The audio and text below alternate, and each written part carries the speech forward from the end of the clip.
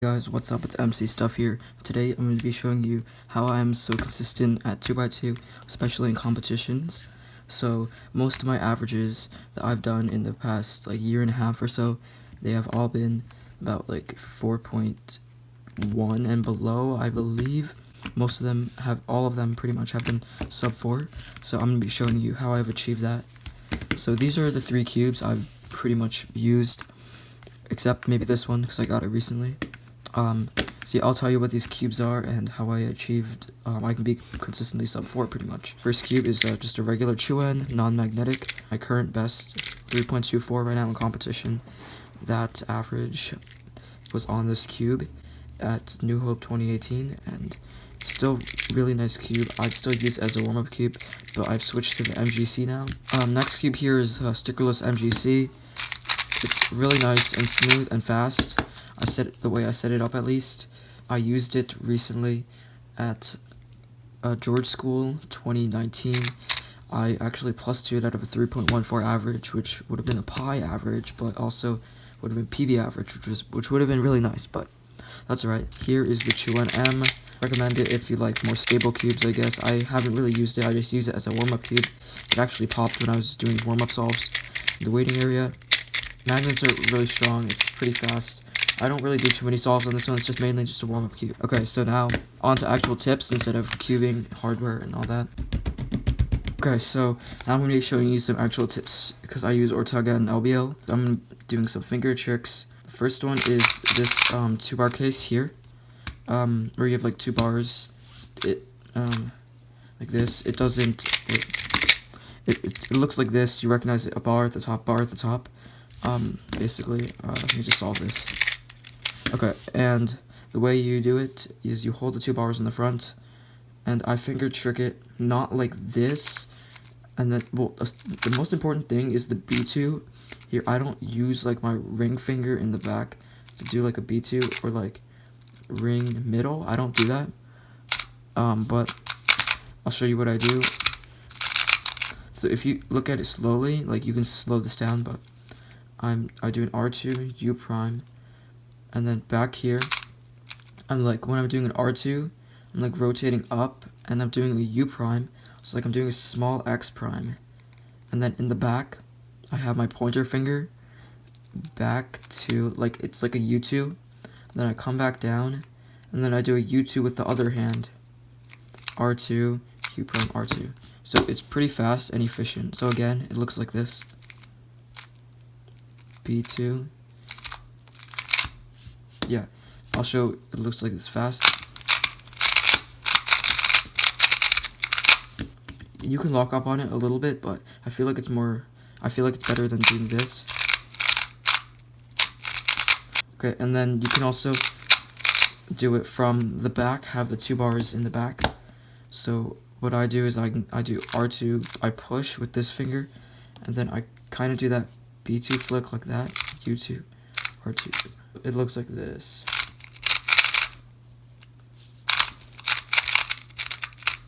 Like that.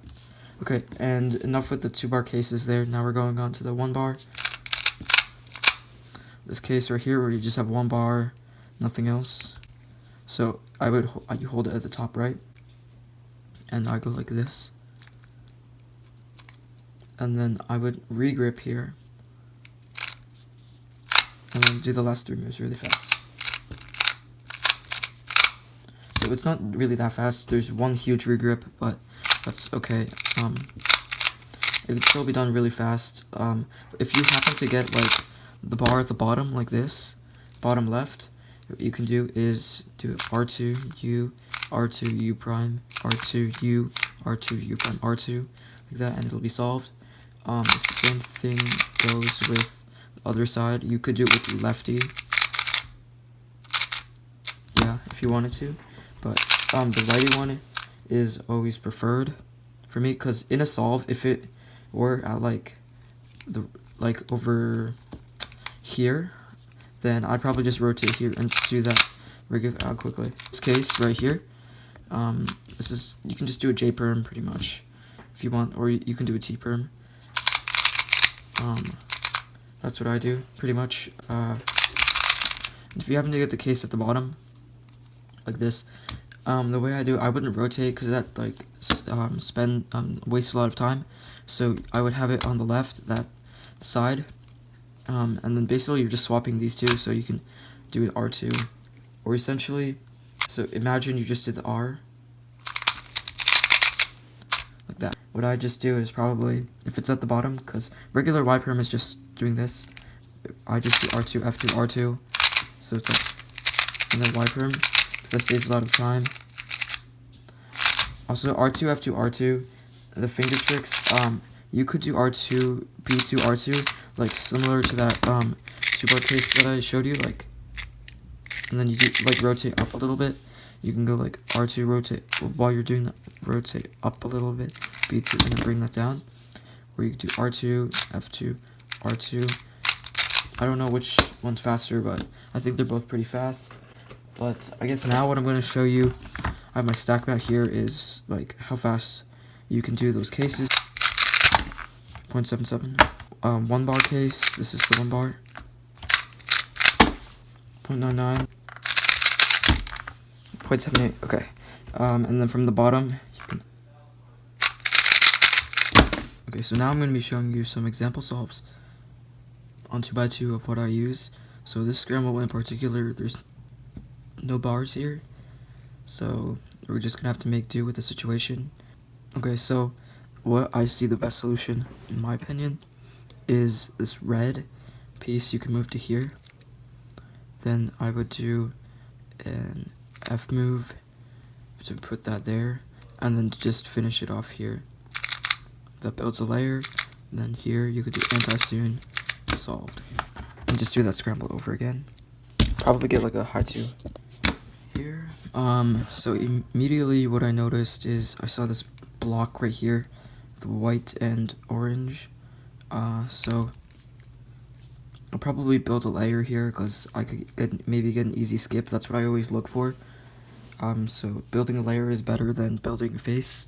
So I'd move this down to here. Move that there, and then insert this. Okay, and then add sexy F prime, and then J pin. Okay, so I can do something interesting here, a layer on red, because I immediately saw this L, so I insert this, but before I do the last move, I do an R, F2, R2, so I can make a layer, and then here I believe this is the CLL, so it's like this case on 3x3. I think, yeah, there we go. But if you didn't know that CLL, you could just do the regular thing, and then probably get a J perm. Okay, so most scrambles will have a bar, except for the first scramble that I did. But so this scramble, nothing is too good here. I mean, I have a lot of bars. Okay, so I think the best thing that I would do is this. I could build a layer again with this yellow, move this away, put that in, and then insert that again. And then here, I think, I wouldn't like, I don't know, I wouldn't see this in the solve probably. I'd probably just go into the OLL, but what you could do is just like from right here, it already like this is it, and then it can cancel into solved. Here, okay, blue pops out a lot. Yeah, blue is the best, I think, here. So I'd probably see this and this. I'll just do that. OLL, and then solved. Not doing anything like too fancy here, I see. Yeah, I'll probably just do red or Tega here. So red, match those up. And then there's a anti-soon. And then, where's the, right here. I most likely just rotate here and then do the AUG. This one, I can do like the same thing before, just move this together, U, and then F2, and then I do an L2, because if you did an R2, the face would be at the top. Right, and then F sexy F prime, and then J prime, or I'll do one more solve after this. Okay, this one is interesting again, because it has no bars. Yeah, I'll probably do blue, I think, move this blue here, connect that. I'll make a face here, this here, sexy F prime, and then that case. So the orange is really easy to look, I think. So orange, then you would just pay attention to the red pieces, because this is just a 2-move insert. Oh, I could probably 1-look this because I know this CLL. But what I see is, I'll just show you the OLL thing. So when you move this over here, this piece comes here, and then this piece goes over here. Then when you move it down, this piece goes here to make a bar, and it connects to this piece. And then if you see it from the back view, this piece is here. Do a U to put that over here. Then it connects to this bar, and you do R prime. So I'm just trying to predict the case here. Okay, so I believe it's the case where you go like this. So let's see. Yep, I was correct. So I just 1-looked to solve pretty much. Yeah, that was pretty much it for example solves. Now I'm going to go into full solves and just do like an average of 12 and show you that.